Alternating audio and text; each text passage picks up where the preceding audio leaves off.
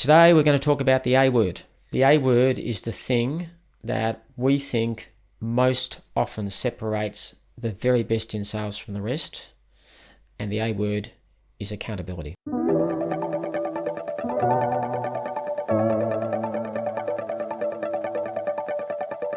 We define accountability at level 5 as doing what you know you have to do. And sales is one of those occupations that's really interesting because I think more than most occupations, probably all occupations, what you do day to day and how you do it and who you do it with ties directly to your income. So accountability is really important in a sales role. What we see is that accountability is often a defining factor that separates the best people in sales from the rest. James Rohn, one of my favourite kind of mentors and public speakers, the late great James Rohn, always had a saying around accountability which I loved, and that is that discipline is the bridge between activity and accomplishment. And I think that's really important in sales. It's easy to do stuff. It's easy to do things, but you know what, in sales, it's easy not to do them. A great read for you is a book called Outliers by Malcolm Gladwell. In Outliers, he talks about what it was that separated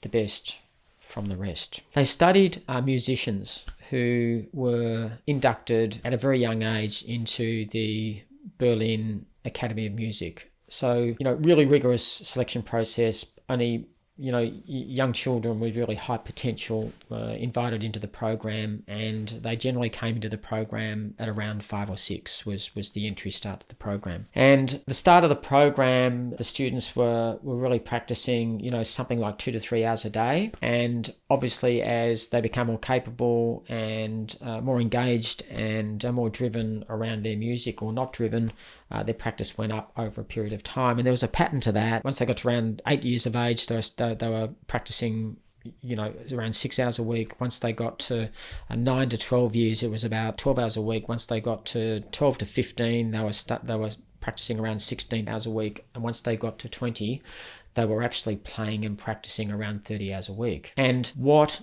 Gladwell found around all of his research across successful sporting people, successful business people, successful musicians and artists and authors was that the defining factor was 10,000 hours. And that what happened with those children from the Berlin Music Academy was that by the time they got to maybe 14 or 15, they had already done 10,000 hours. And at 10,000 hours, with the potential they had, they were realizing their potential, and they were extremely good at what they did. He also was able to put them into categories, and he had categories which were stars, and he had categories which were good, and he had a category which was non-professional. So these people weren't going to go on to be professional violinists, for example. They were maybe going to be teachers or good players, but they weren't going to be professional. And the interesting thing was that the people who ended up in that non-professional category, it's not that they weren't great violin players, they're still very good. That group of people got to around 4,000 hours. And the people who were good got to around 6,000 hours, and the people who got to great and stars were 10,000 hours.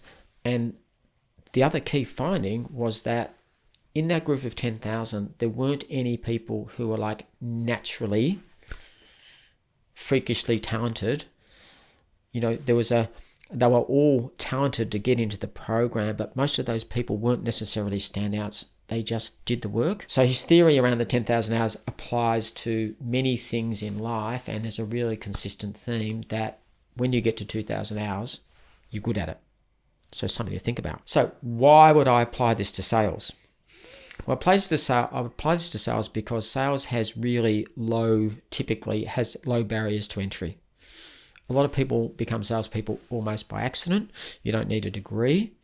And when you come into sales, often you don't get put into a program like you're in the program at the Berlin Academy of Music. And so therefore, you can struggle to get into a routine and a level of accountability demonstrated by those musicians to get to be really good at your profession. And that's why in sales, like any other field, around 10%, 15% maybe become super successful, the people that Gladwell called stars. I was really fortunate because I came from air traffic, and air traffic was something where really I had to be disciplined. There were things that were non-negotiable. I couldn't really walk off the path of how things needed to be done. And so I was in a routine and a system of doing things and doing those things which made me successful. And when I came into sales, I had a manager who really taught me how to be accountable, probably put me in a process around my activity every day. What was I doing today? What was I doing tomorrow? How much of this did I do? How much of that did I do? And I was put into that program for probably about 3, 4, 5 months.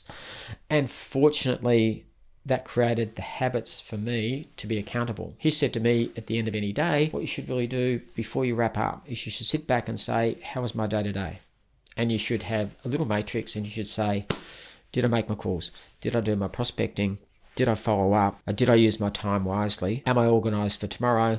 How's my pipeline looking? And really, have I had the best kind of day that I've had? And I would actually go through that process. I still do it today and rate myself whatever it is for the day. And sometimes I have a 5 and 5's not good, 5 out of 10. So I beat myself up and say, okay, where did I get off track today? And what do I need to do tomorrow to make up for that? How am I going to have a better day tomorrow? So this accountability piece is really important in sales because ultimately sales managers often look at outputs.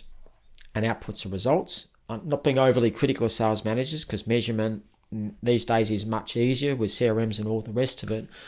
But ultimately, the sales manager will look at your results and they're the outputs and they won't look at the inputs. So my question to you is, who is looking at your inputs? The inputs are those tasks that are essential, those non-negotiable tasks that need to be done day in, day out, all the way through your career. I'll talk later about how that is kind of an innate thing that some people can do, but I would also say that it's something that isn't innate in many people, and that doesn't mean you can't be successful. It just means that you need someone to help you be accountable. So in sales, what do you need to be accountable for? I'll give you a couple of examples. I think in sales, you can re-engineer what you want to achieve really quite easily. Let's say you work in B2B, and let's say you do 10 prospecting efforts a day, be it email, phone, social media, whatever that is. You do 10 prospecting efforts a day. And let's say that when you do 10 prospecting efforts a day, you end up doing 10 prospect meetings per week. So those 40 to 45 prospecting efforts produce you 10 face-to-face, FaceTime, Skype meetings with prospects on a weekly basis. And let's say that those 10 meetings per week translate into 4 genuine sizable opportunities per month. So really 40 meetings, 10 face-to-face, 4 weeks a month for 4 opportunities. I'm going low, but I'm being conservative. So that's 4 opportunities a month. Let's say those opportunities are worth around 20,000. And in a year, that's about 35 opportunities at 20,000 is 700,000. And let's say your conversion rate is 30%. So of the $700,000 of potential revenue, you convert 30%. That effort is going to produce you $200,000 of revenue. So it's very easy once you're in a job for a little while, a sales role for a little while, to architect what the activity is. And for example, in this case, if 200 isn't the right number to meet your target, then there's a couple of things you could do. You could obviously increase your conversion rate up from 30%, maybe choosing better opportunities, maybe managing the opportunities better. Or you could do more prospecting efforts at the front end because maybe 12 or 15 prospecting efforts would create more meetings, which would create more opportunities. So I'm going through that within detail because people often struggle with what should I be accountable for, and that's a really simple model for the prospecting efforts turning into face-to-face meetings, turning into opportunities, and they're the inputs that are really important that you're accountable for. So let's say I want to sell 50 own listings a year. Let's say my conversion rate from appraisal to listing is 70%.